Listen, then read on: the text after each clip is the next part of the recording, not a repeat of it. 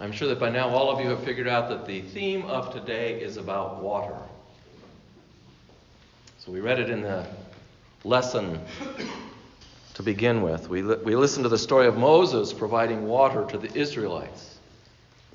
Now, did you notice that the Israelites were unhappy before that happened? They were thirsty for the water that keeps them alive, and they hadn't found it in the desert, and so they were quarreling, and they were testing. They were testing Moses, they were testing God. They were quarreling with one another, and in fact, it became so famous and so loud that their quarreling and testing happened that they decided to give that place a name where they was. The words Meribah and Massah mean quarreling and testing. But God listened to what they had to say. He decided to give them water. He provided for them, and Moses struck the rock and poured forth. The thirst of the people was satisfied. One story of water.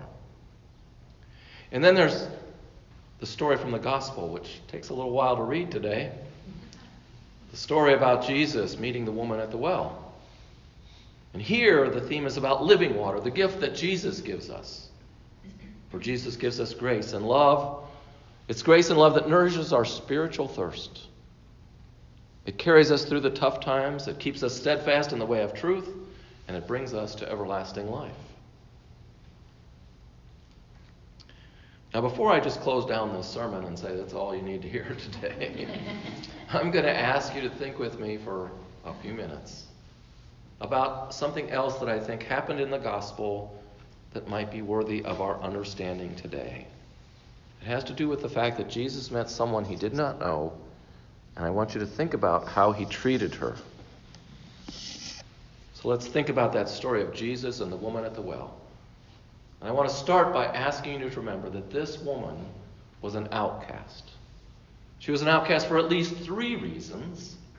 First of all, she was a woman, and women at that time were considered second-class citizens, but even more than that, Jesus wasn't supposed to talk to a woman when he was by himself with her. She was supposed to have some escort if he was going to talk to her. So she was an outcast for that reason. But she was also an outcast because she was a Samaritan. And the Samaritans and the Jews, they didn't get along very well together. In fact, it was a little dangerous for a Jewish person to enter into the territory of the Samaritans. And the Jewish people believed that if you interacted with a person who was a Samaritan, you would become contaminated. Now, that's an important word for us these days, isn't it? We don't want to get contaminated, do we? So she was an outcast for that reason. Jesus wasn't supposed to associate with her because she was Samaritan.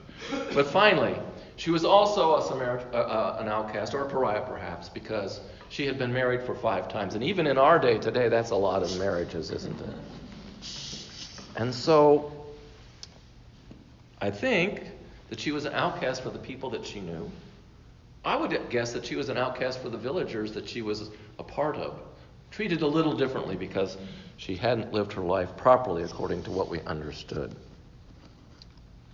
So Jesus had every reason, as he entered into that place, to either ignore her, or perhaps because he brought life to everyone, he might have preached to her a little bit and told her she was wrong because she had gotten married so many times. But of course we know that Jesus was a forgiving person, so probably he would have just said, I forgive you, but don't sin anymore. He actually didn't do any of those things. No. He decided to talk to her. He decided to talk to her. And not only did he talk to her, the very first thing he said was, would you give me some water, please? He asked her for her help, and it was only after they had some discussions that he told her that he was the Messiah. And so this passage has caused me to think about how we might treat outcasts in our society. Now, sometimes people are outcasts because they've done something that's opposed to the norms of our society, like robbing a bank, for example, and we don't want to associate with those kind of people, and that's okay. But sometimes people are outcasts for other reasons, sometimes even for reasons that they didn't especially do anything that was wrong. And I'm thinking today a lot about the poor and the needy. On Thursday night, a group of us gathered, and we were talking about this book called Les Miserables, and a book that was written about the grace that you can find in Les Miserables. And we were focusing on Thursday night on the situation of a particular woman in this book, and her name was Fantine. And as a young lady, she fell in love with a gentleman. That was her mistake, actually. She fell in love with a gentleman. She ended up having a child out of wedlock. And that person, that gentleman that she fell in love with, eventually decided to abandon her. He was more wealthy. He was of a different level in society, and he decided to leave her. She was forced to go and find some work, but she had a problem because it was considered wrong for people to be an unwed mother at that time. They were created as outcasts. And so while she did find some work, she had to hide her daughter for a while. Eventually, she was found out. She was fired from her work. She turned into desperate straits to try and help her daughter and herself. And through a long set of circumstances that she tried and failed in, she died. People mistreated Fantine because she had done something wrong. And so sometimes we label people who are different than us, maybe some people that are poor or suffering, with statements like, they caused their own problems, or they didn't work hard enough, or they must be on drugs or drink too much. I think I've said those words myself. And those words may be true, but as I said, there are also other reasons why people can become outcasts, actually for nothing that they did. Now, on Thursday evening, we tried to deal with this issue, and it's really kind of hard. Not just the issue of the poor, but also of racism and sexism, other things. And I don't think we found any easy answers. Jesus himself said to us that the poor will always be with you. So we probably cannot figure out a way that we're going to solve that problem. And it's also difficult to figure out how to do it sometimes. As a rector, I've tried to help people. Sometimes the people that I've helped have needed what I have given them, and sometimes they've taken advantage of me. But I still must try. And I think about the fact that oftentimes we have the best of intentions about how to help people, and yet what we think is right doesn't actually always work. And so the example that I gave on Thursday night was I'm thinking about the Native American people, and people decided a long time ago that they know best how to deal with those poor Native American people. So they took the children out of their homes, they put them in boarding schools, and they taught them. And they were trying to do the best because they were trying to teach them what our understanding of is of what you need to do in order to be successful. But it didn't work.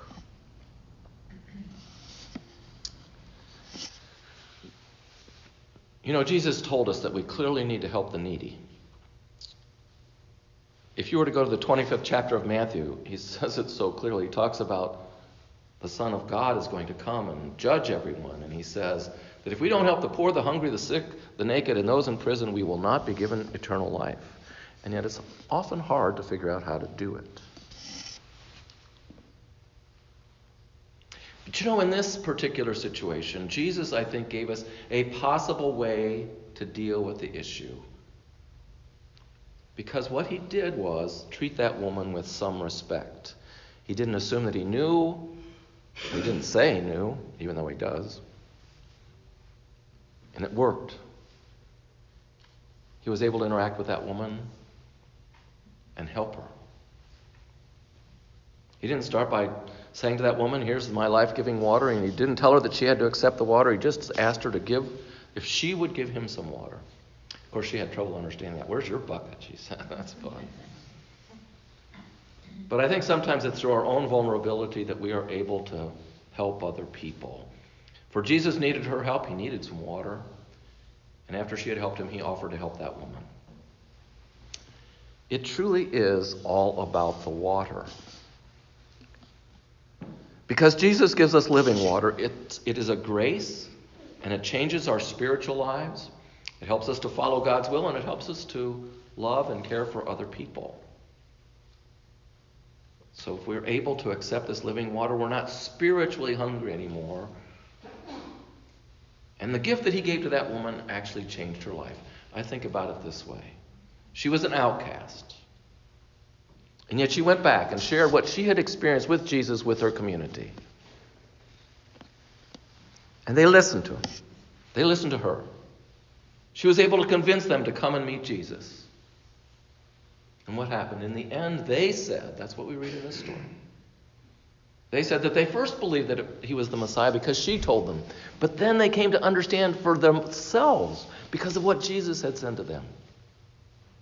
And I think that Jesus gave her a new opportunity to be appreciated in the community. She became important because she had found the Messiah.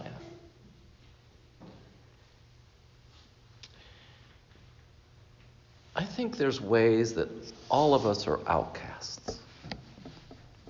I've never been an outcast because I'm so poor that I can't find a place to eat. But there have actually been times when I felt like I wasn't part of a group that I wanted to be part of. I was an outcast. And I bet there's times when you have felt as if you were an outcast also. And so perhaps you might think today about the fact that the living water that Jesus gives you is something that can help you to not feel as if you're totally an outcast and to perhaps feel as if you are important because you are. If you have been shunned, remember that Jesus reaches out to you. All of us are trying to deal with this coronavirus thing. We're anxious, we're afraid. Some will say that we haven't done enough, some will say we've done too much. Who knows? We don't really know. And because of it, a lot of us have chosen to be isolated. Not you, you're all here today. But we have chosen to isolate ourselves in a way. And when we isolate ourselves, we start to kind of create start to feel like we're outcasts, right? In a little bit of way. We choose to be separated. I appreciate the fact that you've come here and bucked a little bit of that trend today because you've chosen to reach out and be with others and worship God together. And I hope as you walk away from today, you'll take away this idea that Jesus has given us, this idea that to be watchful for times when we were outcasts from each other, times when we felt that way, sometimes when we may have caused other people to feel that way. And although I'm not asking you to go out and meet someone that you don't know today, because who knows what they got, right? But I hope that you'll carry this idea with you just a little bit today. And most especially remember that in this most difficult of times about coronavirus, where everything's been taken out of the shelves of the grocery stores, that maybe it means that there's some shut-ins that are really struggling. Maybe it means that they don't have their food or their medicine. And I'd ask you personally, if there's someone in this congregation that you know that is a shut-in, that you might reach out to them and just see if they're okay. For that is part of sharing the living water of Jesus in this world. Amen.